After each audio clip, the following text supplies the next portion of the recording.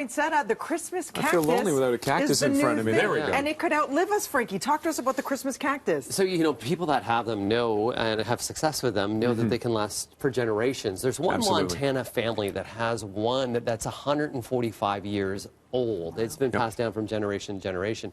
We have a picture of one, too. That's one from one of our viewers that's 55 years of age. Wow. Look at that. Look at that. Isn't that stunning? It's just huge. I think my sister has one still from my mom, and it's probably 50 to 55 years old now. And you know what I love about that? So we're going to start right with that, because then you're saying to yourself, you know, if you have that family history and there's a memory of your mom, so how do we bring that over to your home? How do we continue it? Well, what we can do is we're going to just take a cutting. So we can go to these guys right here, and I'm just going to look for a What do you nice look for? section. What do you look for when you want to take a cutting? I'm just looking for a section that really doesn't have a bloom on at this time. So this right here is just a section of that Christmas cacti. What you're going to allow that to do is you're going to pinch it off just like I did there. You're going to let it sit just in the air for about a day. That's going to callus the bottom of that area, and you're just going to stick that and cut it in potting soil.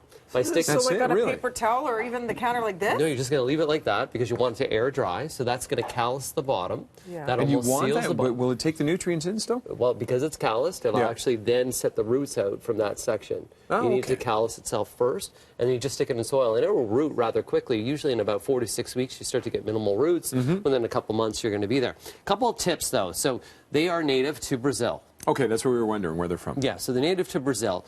Generally, when you think about a cacti, you think dry desert. Right, but these guys here are humid plants. So these guys... Are they a true cacti? They are forest-type cacti. Okay. So they are from the cacti family. They are from the succulent family, but they're a forest variety type that is native in tropical rainforests. So there's cacti all over the world. There's even some cacti here in Canada that are native to some parts of Canada as well. And I saw them out in BC and out in Leamington, right? You can go down to Leamington, Point Pelee. You see the different colors of the blooms, too. Beautiful blooms. So a couple things, humidity. So in your home, misting them really key if you want to make them over winter. Another couple keys too, if they're in a pot cover like this. So this pot cover collects water right in the base. Often you'll be watering them, and that water will pool in the bottom. If these sit in water too long, they'll then root rot. The biggest thing is in the colors. You were talking about blooms, and blooms, the reason why they flower at this time of the year is based on the shortness of days.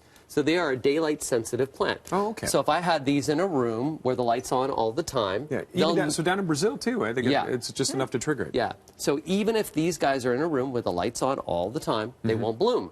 The key is they need 14 hours of darkness to set them into bloom. So the reason why these are blooming a little bit earlier is that they've been blacked out in a greenhouse. So what the greenhouse grower does is actually tucks them in at night by putting curtains across and makes them go to sleep earlier to set them in. Bedtime story. They're like me. I need 14 hours of dark in order to bloom for me to eat the next day. Can you get them one?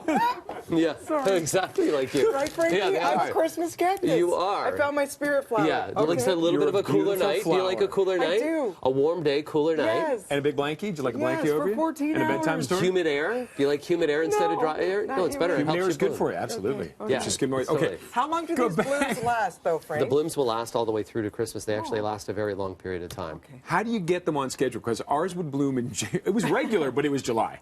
Yeah. Without fail, it would bloom in July. If we want to get this guy on schedule for next season, so it's going to enjoy its bloom period, what we're going to do is as soon as the blooms end, so this is a spent bloom that's there, those are ending, you're just going to pull those off. You're just deadheading, really, so just to keep them clean, and then the new buds will set and bloom more additional.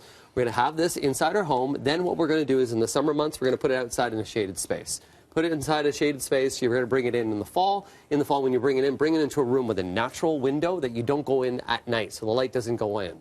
That'll then trigger it to get used to the daylight hours, and then right around Christmas, it'll start to set its buds and bloom at that time. There you go. Many will bloom around Easter as well, so they're also known as an Easter cactus as well. Very cool. You mentioned misting. Does that mean you're not actually watering the soil? You want to allow them to dry in between waterings, but it's the air humidity. Adding a humidifier to the room is the best, but just doing a misting once a week really is helpful to a Christmas cacti. And when they're outside, when do you want to bring them in?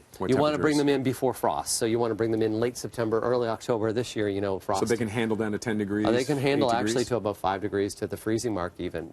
Yeah. And the amazing thing, you mentioned it's so easy to just do the cutting. So you know that whatever your grandmother or mom used to tend to and look at, you are now, it's a living, breathing heirloom. Yeah, that looking passed at on. yourself. Isn't that that's beautiful? It is. It's a great connection. I always say it Yeah. outlives the average cat. Yeah, it really does. Quite easily. Now, what if you don't do any cuttings? How long can they live just like that?